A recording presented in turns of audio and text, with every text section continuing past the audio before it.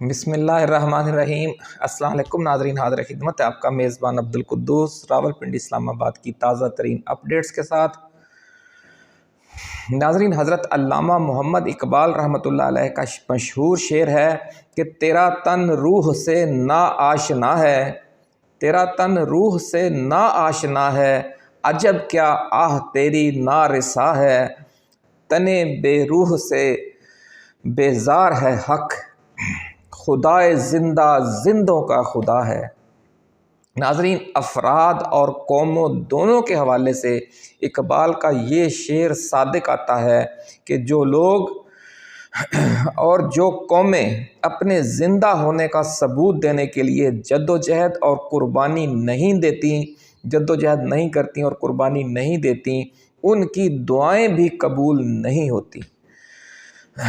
ناظرین، یہ شعر آج کے ویلاگ سے قبل ہم کو یوں یاد آیا ہے کہ اڈیالہ جیل کے قیدی نمبر 804 نے حکومت و اسٹیبلشمنٹ کی ہر طرح کی دھمکیوں اور منفی ہتھ کنڈوں کو مسترد کرتے ہوئے عید کے بعد ملک گیر اسٹریٹ موومنٹ شروع کرنے کا حکم دے دیا ہے۔ بڑی خبر ناظرین ہم آپ کے ساتھ شیئر کر رہے ہیں کہ خان نے عید کے بعد اسٹریٹ موومنٹ شروع کرنے کا حکم دے دیا ہے اور یہ سوال پوچھا ہے 25 کروڑ عوام سے کہ آپ تیار ہو پاکستان، اور جواب کیا آتا ہے یہ آپ نے کمنٹس میں بتانا ہے۔ ناظرین، اپنی 3 سالہ قربانیوں کی موجودہ داستان کا نیا باب رقم کرنے کے لیے خان نے 2 انقلابی فیصلے کیے ہیں۔ ان کی تفصیل بھی آج کی اسی ویڈیو میں ہم آپ کے ساتھ شیئر کریں گے کہ یہ فیصلے کس طرح خان کی کامیابی کی، 25 کروڑ عوام کی کامیابی کی نوید بننے جا رہے ہیں۔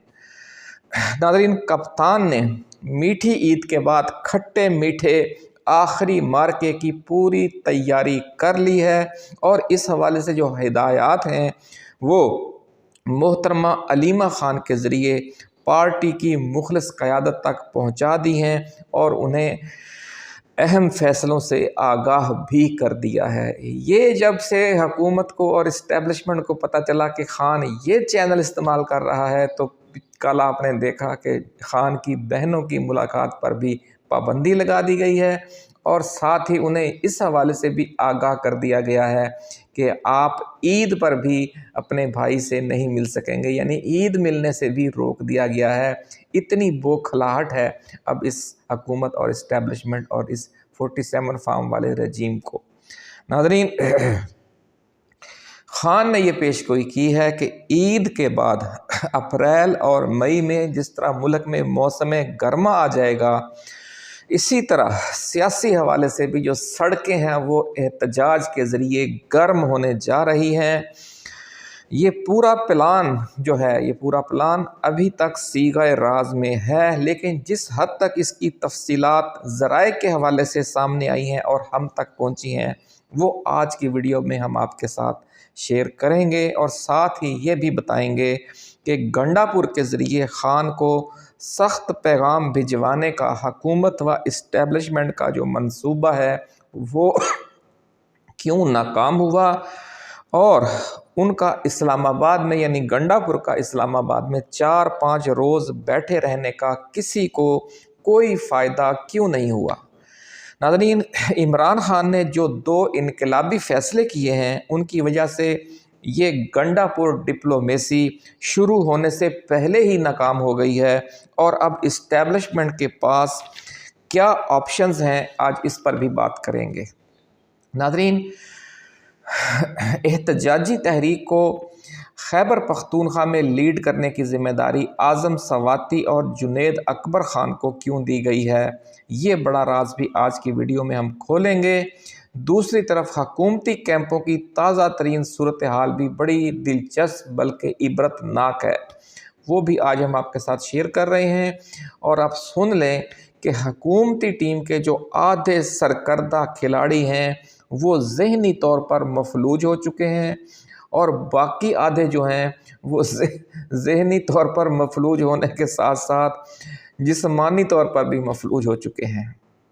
ایسے فالج زدہ لشکر کے ذریعے اسٹیبلشمنٹ سپر فٹ کپتان اور اس کی سپر فٹ ٹیم کے ساتھ مزید کتنا عرصہ مقابلہ جاری رکھ سکے گی، اس حوالے سے بھی اب یہ ذرائع کہہ رہے ہیں کہ جو army chief general Asim Munir کی عسکری ٹیم ہے، یعنی جو ان کے کور کمانڈرز ہیں، ان میں بھی چہمہ گوئیاں ہو رہی ہیں اور وہاں پر بھی ایک بڑے انتہائی آپشن پر غور جاری ہے۔ وہ انتہائی آپشن کیا ہے وہ بھی آج کی ویڈیو کے آخر میں ہم آپ کے ساتھ شیئر کریں گے۔ ناظرین، ویڈیو کی تفصیل میں جانے سے پہلے ہم نئے آنے والے دوستوں سے گزارش کریں گے کہ یہ چینل آپ کا اپنا ہے، اس لیے آپ اسے سبسکرائب ضرور کریں تاکہ ہم 1,00,000 سبسکرائبرز کا جو اپنا اگلا ہدف ہے اس تک جلد از جلد پہنچ سکیں۔ ناظرین، اگر یہ ویڈیو آپ کو پسند آئے تو آپ نے اسے لائک بھی کرنا ہے اور شیئر بھی کرنا ہے اور اپنے کمنٹ سے بھی ہمیں نوازنا ہے ضرور۔ ناظرین، غالب کا مشہور شعر ہے کہ گو ہاتھ کو جنبش نہیں آنکھوں میں تو دم ہے، گو ہاتھ کو جنبش نہیں آنکھوں میں تو دم ہے، رہنے دو ابھی ساغر و مینا میرے آگے۔ یہ حالت ہو چکی ہے صدر آصف علی زرداری، وزیر اعظم شہباز شریف، سابق وزیر اعظم میاں نواز شریف، وزیر خارجہ اسحاق ڈار اور وزیر دفاع خواجہ آصف جیسے جو سرکردہ حکومتی ٹیم کے لیڈرز ہیں، سرکردہ کھلاڑی ہیں، ان کی ذہنی صحت کے ساتھ ساتھ جسمانی صحت بھی شدید متاثر ہے۔ لیکن ہوس اقتدار کی حالت یہ ہے کہ ابھی تک ساغر و اختیار و اقتدار کا جو ساغر و مینا ہے وہ اس بات پر مصر ہے کہ وہ ان کے سامنے پڑا رہے۔ جس لیڈرشپ کی ناظرین سیاسی بصیرت کا حال یہ ہے کہ قیادت کا اختیار بر وقت اپنی اگلی نسل کو منتقل کرنا جن کو گوارا نہیں، دوسروں کو انہوں نے کیا دینا ہے، اور انتہائی تشویشناک ذہنی و جسمانی حالت کے باوجود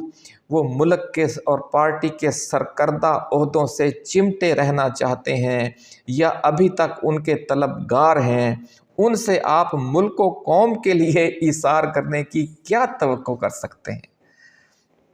ناظرین، صدر زرداری کی حالت یہ ہو گئی ہے کہ کھانا بھی اب وہ بس دوا کی طرح کھاتے ہیں اور ان کی جو بھوک ہے وہ بالکل ختم ہو چکی ہے، جس کی وجہ سے وہ ہر گزرتے دن کے ساتھ نحیف و نزار ہوتے جا رہے ہیں اور جسمانی اور ذہنی دونوں صلاحیتیں اور فکری صلاحیتیں بھی ان کی مسلسل کم ہو رہی ہیں، جو پہلے ہی بہت کم ہو چکی ہیں۔ جبکہ میاں محمد نواز شریف صاحب کو اس کے بالکل الٹ ذہنی و نفسیاتی کیفیت درپیش ہے کہ جب وہ کھانا شروع کرتے ہیں تو انہیں یاد ہی نہیں رہتا کہ انہوں نے کھانا بند بھی کرنا ہے، اس لیے وہ بہت زیادہ کھا لیتے ہیں، جس کی وجہ سے انہیں بار بار بد ہضمی اور گیس کی شکایت ہو جاتی ہے اور پھر انہیں دوائیاں کھانا پڑتی ہیں۔ شہباز شریف، اسحاق ڈار اور خواجہ آصف اب اکثر بات کرتے ہوئے بات بھول جاتے ہیں اور جملہ مکمل کرنے کے لیے انہیں اپنے قریب موجود لوگوں کی طرف مدد کے لیے دیکھنا پڑتا ہے، اور کہیں سے لقمہ آ جائے تو پھر وہ اپنا جو جملہ ہے وہ اپنی بات جو ہے وہ مکمل کرتے ہیں۔ ناظرین، اب ایسی قیادت سے اگر کسی کو یہ امید ہے کہ وہ ملک و قوم کو درپیش موجودہ بحرانوں اور انتہائی سنگین بحرانوں، آپ سمجھتے ہیں کہ ملک کے اندرونی معاملات کے حوالے سے بھی، خطے کے حوالے سے بھی، اور امریکہ اور سعودی عرب اور چین کے حوالے سے بھی جو چیلنجز، جو مسائل درپیش ہیں، ہمسایہ ممالک کے افغانستان، ایران کے حوالے سے بھی جو مسائل درپیش ہیں، ان سے نکالنے کے لیے کیا ان کی عقل پر، ان کی بصیرت پر اعتماد کیا جا سکتا ہے؟ اگر کوئی ایسا سمجھتا ہے ناظرین تو ہمیں تو اس کی عقل پر بھی ماتم کرنے کو جی چاہتا ہے۔ ناظرین، امریکہ میں صدر ڈونلڈ ٹرمپ کے اقتدار سنبھالنے کے بعد ان میں سے ایک لیڈر بھی ذہنی و جسمانی اور فکری حوالے سے اس قابل نہیں تھا کہ جا کر وہ امریکیوں سے بات کر سکتا۔ اتنی سمجھ لیں کہ بیچارگی حالت، ان کی بیچارگی والی حالت ہے، اور ایسی فکری اور ذہنی اور جسمانی غربت کا شکار ہے یہ فارم 47 والا یہ جو رجیم ہے۔ چنانچہ اس صورتحال کا یہ حل نکالا گیا کہ اسٹیبلشمنٹ سے اس کام کے لیے وزیر داخلہ محسن نقوی کو کرائے پر حاصل کیا گیا، اور کرائے کا یہ سپاہی جو اصل میں کرائے کا قاتل یا اجرتی قاتل ہے، وہ بطور ایکٹنگ وزیر خارجہ کے امریکہ گیا، لیکن وہ بھی منہ کی کھا کر آیا اور اب منہ چھپاتا پھر رہا ہے۔ ناظرین، ان حالات میں حکومت و اسٹیبلشمنٹ کو اس گڑھے سے نکالنے کا اب تمام تر بوجھ جو ہے وہ army chief general Asim Munir کے اپنے ذاتی کندھوں پر آ گیا ہے، اور انہیں سمجھ نہیں آ رہی کہ وہ اتنے ڈھیر سارے بوجھ کے ساتھ کیسے اس بڑے گڑھے سے نکلیں، اس دلدل سے نکلیں۔ اور ذرائع کا اب دعویٰ یہ ہے کہ ان کے لیے بھی اب آخری آپشن یہی ہوگا کہ اگر انہوں نے اس گڑھے سے بر وقت نکلنا ہے تو پہلے وہ اس بوجھ سے نجات حاصل کریں، اور بات اب اس طرف چل بھی پڑی ہے، ایسا کہنا ہے ذرائع کا۔ اس کی تفصیل ناظرین ہم اگلی ویڈیو میں بیان کریں گے، کیونکہ یہ ایک بالکل الگ سے تفصیلی موضوع ہے۔ اگر اس کو اب ہم نے چھیڑ دیا تو پھر یہ ویڈیو بہت لمبی ہو جائے گی۔ ناظرین، اب بات کرتے ہیں عمران خان کی نئی جارحانہ حکمت عملی کی، کہ جس کے تحت انہوں نے ذہنی، جسمانی اور فکری تینوں حوالوں سے اس گرتی ہوئی دیوار کو ایک دھکا اور دینے کا فیصلہ کر لیا ہے۔ ناظرین، بڑی خبر ہم آپ کے ساتھ شیئر کر رہے ہیں کہ خان نے اس گرتی ہوئی دیوار کو ایک دھکا اور دینے کا فیصلہ کر لیا ہے۔ اس حوالے سے انہوں نے دو بڑے اہم اور اصولی اور کلیدی ڈیسیژن لے لیے ہیں۔ بڑے اہم فیصلے ہیں ناظرین یہ۔ پہلا فیصلہ یہ ہے کہ بلوچستان اور خیبر پختونخوا میں مجوزہ فوجی آپریشن کی حمایت کا ورقہ ہی پھاڑ دیا ہے انہوں نے، جس کی وجہ سے حکومت کو اس حوالے سے مولانا کے تعاون سے پارلیمانی کمیٹی میں اتفاق رائے کے دعوے کے باوجود یہ جو فوجی آپریشن ہے وہ شروع کرنے کا حوصلہ نہیں ہو رہا، اور اب بلاول بھٹو کے ذریعے قومی سلامتی پارلیمانی کمیٹی کا ایک اور اجلاس بلانے کی تجویز ہے۔ پچھلی ویڈیو میں ہم آپ کو بتا چکے ہیں، تاکہ علی امین گنڈاپور اور مولانا فضل الرحمان کی مدد سے کسی طرح عمران خان اور جو متحدہ اپوزیشن ہے، تحفظ آئین جو تحریک ہے، اس کی قیادت اور پی ٹی آئی کو گھیر گھار کر اس آپریشن کی حمایت پر آمادہ کیا جائے۔ لیکن ذرائع کا کہنا ہے کہ خان نے اس حوالے سے دو ٹوک انداز میں انکار کر دیا ہے، اور کہا ہے کہ ان کا آج بھی یہی موقف ہے کہ نہ صرف خیبر پختونخوا اور بلوچستان بلکہ افغانستان کے ساتھ بھی تمام تنازعات میں عسکری آپشن کو اب زیر غور لانے کا کوئی فائدہ نہیں، کیونکہ پی ٹی آئی پچھلے 25-30 سال سے یہ موقف رکھتی ہے کہ جو معاملات ہیں وہ گن پوائنٹ پر یا فوجی آپریشن کے ذریعے حل نہیں کرنے، بلکہ تمام جو معاملات ہیں بے شک اندرونی ہیں یا ہمسایوں کے ساتھ ہیں، ان تمام معاملات کو پرامن انداز میں بات چیت کے ذریعے حل کیا جائے گا۔ ناظرین، خان کے اس دو ٹوک موقف سے علی امین گنڈاپور کو ملاقات کا حوصلہ نہیں ہو رہا، اور اسٹیبلشمنٹ ان کے ذریعے جو دھمکی آمیز پیغام بھجوانا چاہتی ہے، اب اس وارننگ کو، اس دھمکی آمیز پیغام کو نرم کرنے پر کام جاری ہے۔ اور پچھلی ویڈیو میں ہم آپ کو بتا چکے ہیں کہ یہ پیغام 3 دفعہ تبدیل کیا جا چکا ہے، لیکن اس کو دیکھ کر علی امین گنڈاپور کہہ دیتا ہے کہ خان نے یہ بات سننی ہی نہیں ہے، تو میرے جانے کا کیا فائدہ۔ تو اسی पेशो पंच में और पेचो खम में ये क़यादत इस वक्त लगी हुई है और कोई रास्ता खुद मुक़्तदर क़ुव्वतों को भी सुझाई नहीं दे रहा। ये है अंदर की सूरत हाल, लेकिन जो मीडिया है वो ये असल बात आप तक नहीं पहुंचा रहा। नाज़रीन, बार बार ये कोशिश, ये सोच, ये फ़िक्री बहस व मुबाहिसा इस्टेब्लिशमेंट और हुकूमत की सफ़ों में जारी है, किया जा रहा है कि इस बार ख़ान को कैसे घेरा डालें, क्योंकि ख़ान ने एक और बड़ा फ़ैसला कर लिया है कि जिसकी वजह से ये घेरा डालने वाली जो गेम है ये भी ख़राब हो गई है।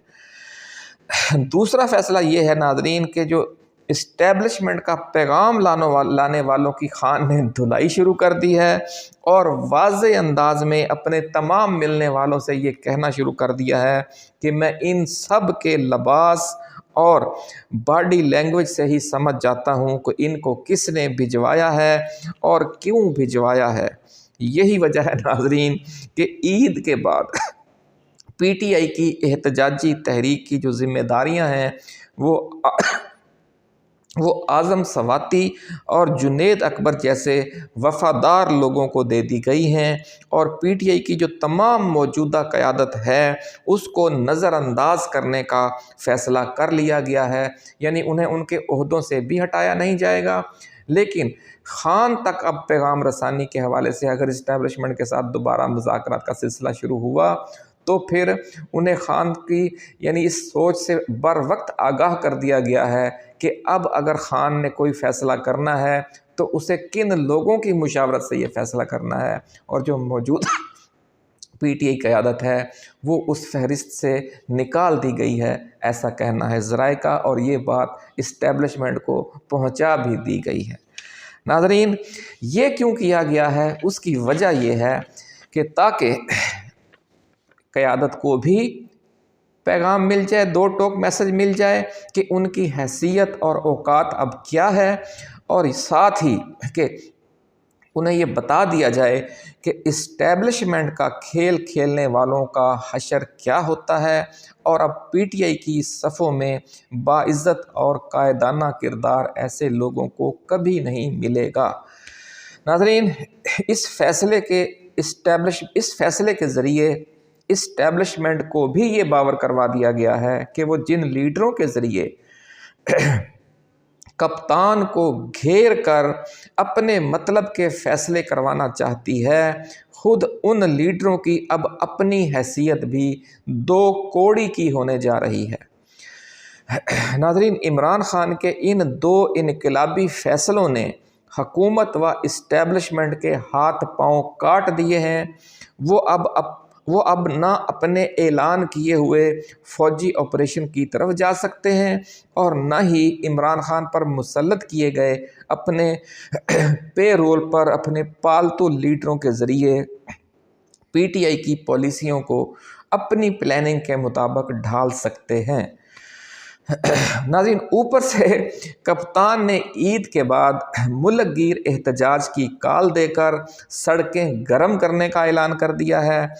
और दूसरी तरफ बलूचिस्तान में ऑलरेडी सड़कें गर्म हो चुकी हैं। साबिक वज़ीर आला बलूचिस्तान सरदार अख्तर मैंगल ने भी